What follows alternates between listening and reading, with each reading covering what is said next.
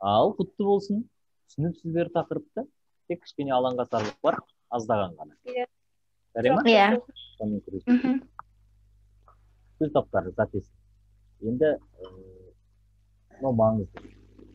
Ағай, сен дауысыңыз шығарасыз ба? Сөз таптары. Аха.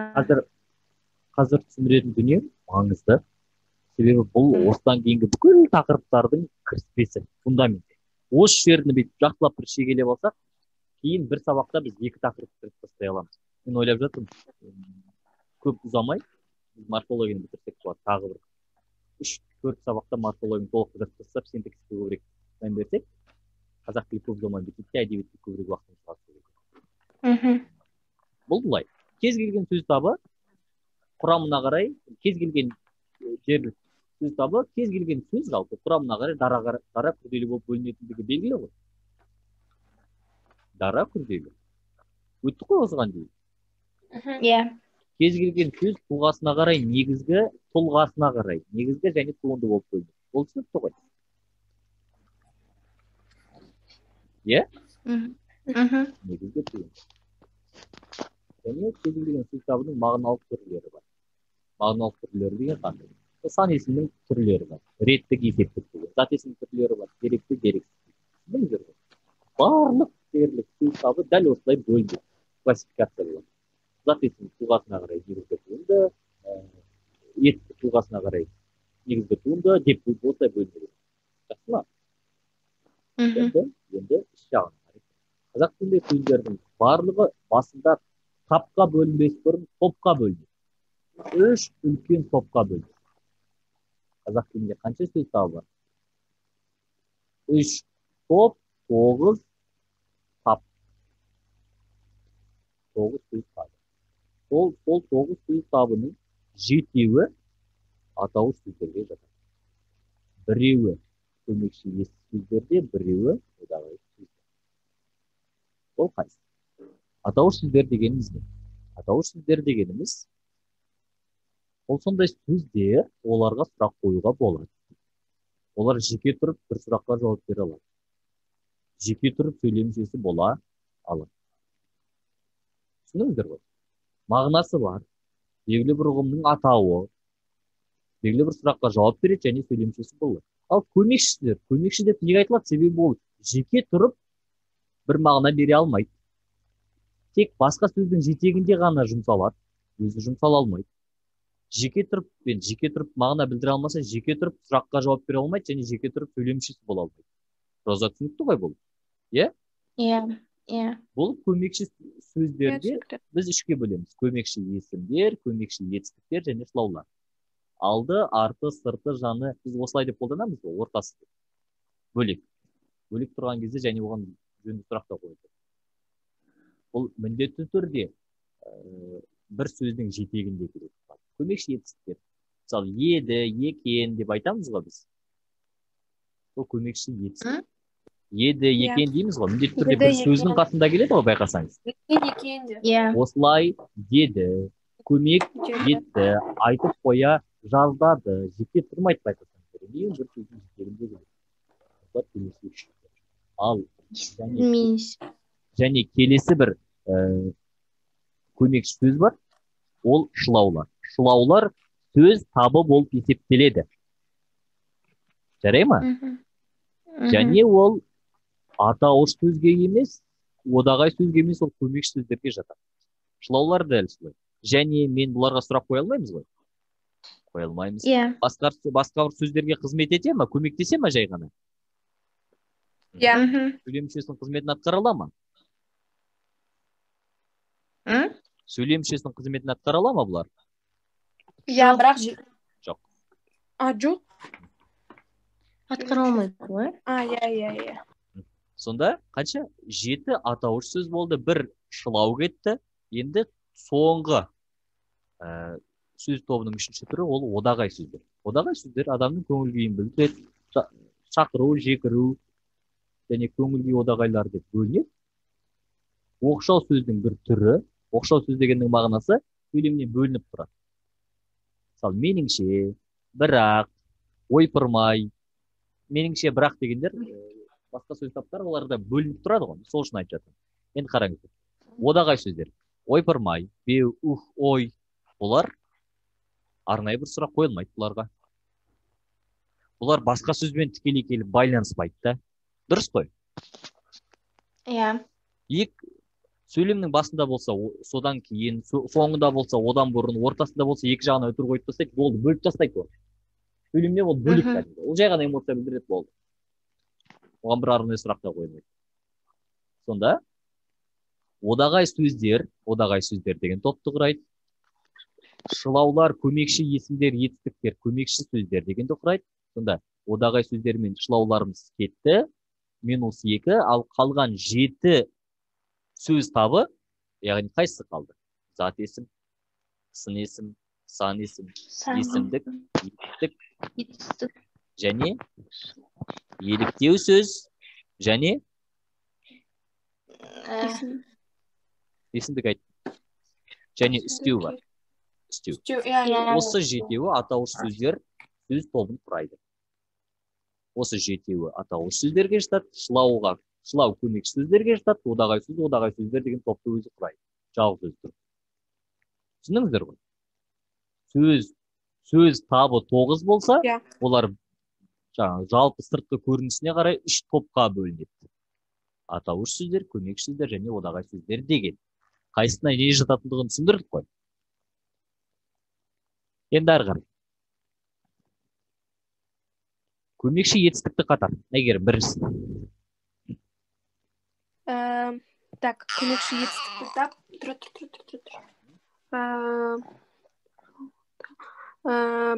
Жылқы жан-жаққа бет-бетімен қашты.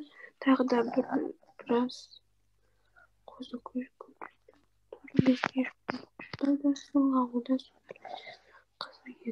көмекші деген да шылау. Ортасында да бір төбе бар. Еді деген емес па, е? Е деген түбір. Д деген жинақ болады. Иә. Жақсы. Роза? Көмекші есімде, көмекші етістікте қатысқан сөйлемді табыңыз. Так, емес па? Еді дегенде кісінің сыртында емес, ішіне қара деуші еді. Қайсы есім көмекші, қайсы көмекші етістік? Көмекші есім дегеніміз ол еді. Жоқ. Иә? Еді, оқиғаны білдіріп тұрса, ол қалай етістік болмай ма ол? Қалай есім болады? Көмекші есімде, көмекші етістікте сөйлемнің соңында келе ме? Жоқ, ондай нәрсе жоқ. Көмекші етсе соңында келе. Көмекші есім емес, көмекші етістік еді. Дұрыс, енді көмекші есім керек. Емес па? Жоқ. Екеуі бір сөйлемде болу керек және. Түсініп тұрсыз ғой, иә? Жарайды, мен көмекші есімдерді бір көрсетейін, қараңыз. Міне. Көрдіңіз ба? Алды, арты, сырты, қасы, ортасы, жаны, маңы, іші. Иә, түсінікті. Енді демек жауабымыз қайсы болады? Қарайын. Кісінің сырты, іші. Сыртына емес, ішіне қара. Бұл көмекші есімдер, ал еді көмекші етістік. Демек жауабымыз да болады. Көмекші етістіктерді көрсетіңіз, Әйгерім. Көмекші етістіктер жаңағы емес, екен, айнала, артына, жүрек, тым деген. Осы екеуі. Жақсы. Иә. Енді зат есімге келдік. Сөз таптарын айтып өттік қой. Зат есім кім не деген сұраққа жауап береді, құрамына қарай дара, күрделі болып бөлінеді. Дара деген бір сөзден тұрады, күрделі деген екі сөзден тұрады. Ажыратып аламыз ба? Мысалы, не Алатау тауы, не Жантан, не Шипажай, не Сарыағаш. Мағынасына қарай дерексіз. Дерексіз дегенді көзбен көре аламыз. Тақта, темір, нан ұстай аламыз. Ал дерексіз деген ол тек қана ойлаудың нәтижесінде пайда болады. Ой, сезім, ақыл, білім, жоғарғы. Ағай сәл басын шығарасың. Жақындап айтып жатырмын. Ой, сезім, оларды біз көре аламыз ба, жай ғана бар екендігін ғана білеміз ба? Бар екендігін ғана білеміз. Демек олар дерексіз. Бұл мағынасына қарай деректі, дерексіз. Бұл зат есімнің мағыналық түрлері, жарай ма? Иә. Иә. Және зат есім тағы да жалпылай және жекелей атауына қарай деп бөлінеді. Жалпы, жалқы деп. Жалпы, мысалы, газет, бірнеше газеттердің жалпы атауы ғой. Иә. Дұрыс па? Ал Семей деген ол бір қаланың, бір ғана қаланың аты ол. Дұрыс па? Бәріне Семей деймін, мысалы. Астана, Алматы, Тараз, Орал, Шымкент. Бесеуі де қала. Демек, қала деген сөз жалпы есімді, ал әр қаланың аты жалқы есім болады. Жалқы есім. Бір шығарманың аты, мысалы, Абай жолы, Ұшқан ұя, газеттің аты, мысалы үшін, Балдырған делік. Ол да бізде жалқы есім болады. Жарай ма? Иә. Так. Мен бұны қалдырып кетейін. Қазір орыламыз. Тұлғасына қарай. Негізгі зат есім және туынды зат есім. Зейнет деген сөзден зейнеткер деген туынды зат есім шыққан. Дұрыс қой? Зейнетке шығудан, зейнетке дегеніне қарағанда, бейнетінің зейнетін көр дегеніне қарағанда, зейнеткер деген сөздің түбірі зейнет. Кер демек жұрнақ. Кім? Зейнеткер. Зейнеткер деген зейнет деген сөзден кер деген жұрнақ арқылы, яғни сөз тудырушы жұрнақ арқылы жасалған туынды зат есім деп ойлауымыз қажет. Жұмысшы жұмыстан шыққан, адал деген сын есімнен адалдық деген не деген ұғым шыққан. Зат есім шыққан. Түсінікті ғой? Иә. Енді қараңыздар. Мыналар бірінші қатардағылар, бұлар зат есімнің рең мәнін түрлендіретін жұрнақтар. Яғни бұлар жаңа сөз туынды зат есім жасамайды. Жай ғана оны түрлендіреді. Мысалы, ата, атай. Екеуі бір ғой? Ата дене, ата дене еркелету бар. Түсіндіңіздер ғой? Ал мына қатарда бұл керісінше сөз тудыратын жұрнақтар, яғни сөз тудырушы жұрнақтар берілген. Сөз тудырушы. Бұларды жасайсыздар. Енді олардың зат есімі сөйлемдегі қызметі. Қараңыздар, біз тақырыпты аяқтадық болсын. Қараңыздар, сөйлемдегі қызметі. Бастауыштың сұрағы кім не екендігін білесіздер ғой? Иә. Кім не немесе кімі несі? Кімі несі? Мысалы, ойыншығы сынып қалыпты, несі сынып қалыпты, не істеді, несі ойыншығы. Ойыншығы бастауыш болады. Жарай ма? Не істеді, итеріп ашты. Кім ашты? Жәуке. Жәуке кім деген сұраққа жауап береді, және ол зат есім ғой. Және сөйлемде де кім деген сұраққа жауап беріп, ол бастауыш болады. Дұрыс қой? Не істеді? Туынды. Менің айтқым келіп тұрғандығы оның туынды екендігі. Демек, туынды деген бөлек алған кезде туынды кім деген, не деген сұраққа жауап беретін зат есім ғой. Иә. Бірақ мына жағдайда сөйлемнің соңында келіп, жіктеліп, ол баяндауыш болып тұр. Не туынды? Абай операсы. Абай операсы күрделі зат есім екі сөзден тұратын. Иә? Және ол сөйлемде басында келіп, туындының не екендігін білдіріп, бастауыш болып тұр. Сонда бір сөйлемде бастауыш та, баяндауыш та зат есімнен болуы мүмкін. Жақсы ба? Баяндауыш. Зат есімдер жіктеліп келіп, не атау септігінде келіп, сөйлемде баяндауыш болады. Бұл не? Бұл тыйым. Тыйым сөйлем соңында келіп тұр, жіктеліп келіп тұр, атау септігінде келіп тұр. Демек, менің баяндағым келіп тұрғандығы оның тыйым екендігі, демек, тыйым баяндауыш болады. Жақсы ма? Ақыл сұраудың өзі не? Ақылдылық. Сөйлем соңында келіп тұр. Баяндағым келіп тұрғандығы оның ақылдылық екендігі, ал ақылдылық не деген сұраққа жауап береді? Бөлек алған кезде зат есім, демек ол мына жағдайда баяндауыш болып тұр. Жарай ма? Қызым үйде, қылығы түзде. Үйде, неде? Үйде деген зат есім ғой. Бірақ неде деген бұл сөйлем соңында келіп, бұл жағдайда ол баяндауыш болып тұр. Баяндауыш кез келген сұрақ деген себебі сол. Толықтаушының сұрақтарын білесіздер деп ойлаймын. Білмесеңіздер қараңыздар.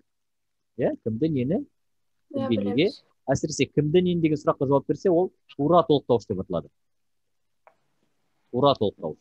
Жарай ма? Иә. Тура толықтауыш. Абай мен сол күні көп кеңесті. Кім мен? Абай мен. Абай зат есім, мен деген септік жалғанған, сөйтіп толықтауышқа айналған. Жақсы ма? Көйлегіне қара шұбар галстук тағып алыпты. Неге? Көйлегіне, көйлек деген етістік, бар септігі жалғанып келіп, көйлегіне толықтауыш келіп тұр. Галстукты тағып алыпты. Галстук емес, галстукты тағып алыпты ғой. Жасырын тұрған тапсы септігі бар, демек бұл жерде галстук атты зат есім тура толықтауыш келіп тұр. Дұрыс қой. Анықтауыш. Кімнің ненің қандай қанша неше? Жамалдың ақындығы. Кімнің ақындығы? Жамалдың ақындығы. Кімнің тауы? Елімнің тауы. Анықтауыш қой, Роза, иә? Ал енді пысықтауыш. Қайда, қашан, қалай, неліктен деген сұрақтарға жауап береді. Мысалы үшін 20 оқушы жарысқа кетті. Қайда кетті? Жарысқа кетті. Жарыс дегеніміз бөлек алған кезде зат есім еді. Дұрыс па? Көкке қарай қанат қағып. Мынау шылау келіп тұр қасына. Негізі көк деген аспан деген сөз ғой. Көкке қарай қайда? Көкке қарай. Мына жағдайда шылаумен байланысып келіп, ол пысықтауыш болып кетіп тұр. Қайда деген сұраққа жауап беру арқылы. Иә? Жоғары ауылдан қыз келіншектердің әні естілді. Қайдан? Жоғары ауылдан. Ауыл зат есім, мына жағдайда қайдан деген сұраққа жауап беріп тұр. Не істе?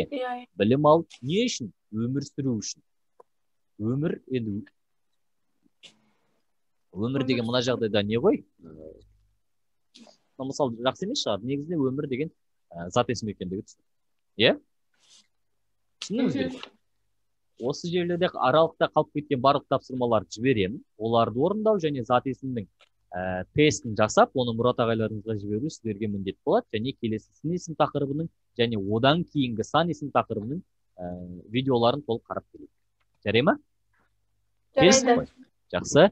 Бір 10 минут демалып алыңыздар, 40 кеткенде әдебиет бастаймыз. Келістік пе? Жарайды ағай. Жақсы.